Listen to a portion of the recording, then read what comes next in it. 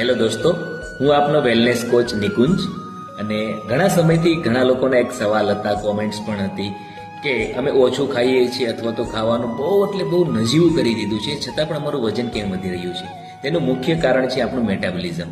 ઓછું ખાવાના કારણે આપણે શરીરની અંદરમાં મેટાબોલિઝમ આપણી સ્લો થઈ જાય છે અને જ્યારે મેટાબોલિઝમ સ્લો થાય છે ત્યારે શરીર સર્વાઇવલ મોડ ઉપર જતું રહે છે.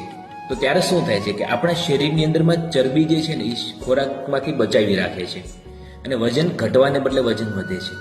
નંબર 2, ખોરાક સ્કીપ કરવાથી એટલે કે ભોજનને આપણે ચેન્જ કરી દઈએ છીએ કે નહીં ખાવું બરાબર કરી દઈએ છીએ ત્યારે શરીરની અંદરમાં ફેટ વધવાની શરૂઆત થાય છે.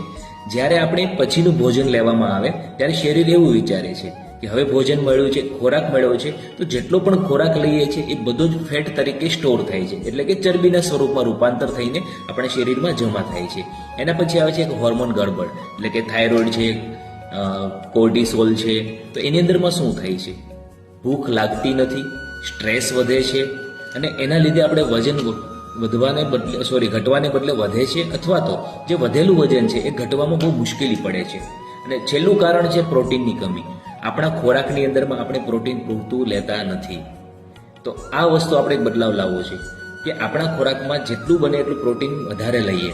એના કારણે શું થશે કે આપણા શરીરમાં જે મસલ્સ રહેલા છે, જે સ્નાયુ રહેલા છે, એનું વજન જે છે એ સારું થાય, એ નબળા ના પડે અને છેલ્લે શું થાય છે કે ફેટ જે છે એ ફેટ વધવામાં કંટ્રોલ કરે છે.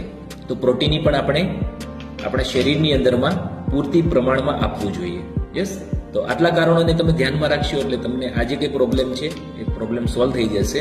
અને જો વધારે જાણકારી તમારે જોઈતી હોય, ઊંડાણપૂર્વક માહિતી જોઈતી હોય તો નીચે આપેલા નંબર ઉપર તમે સંપર્ક કરી શકો છો. ધન્યવાદ.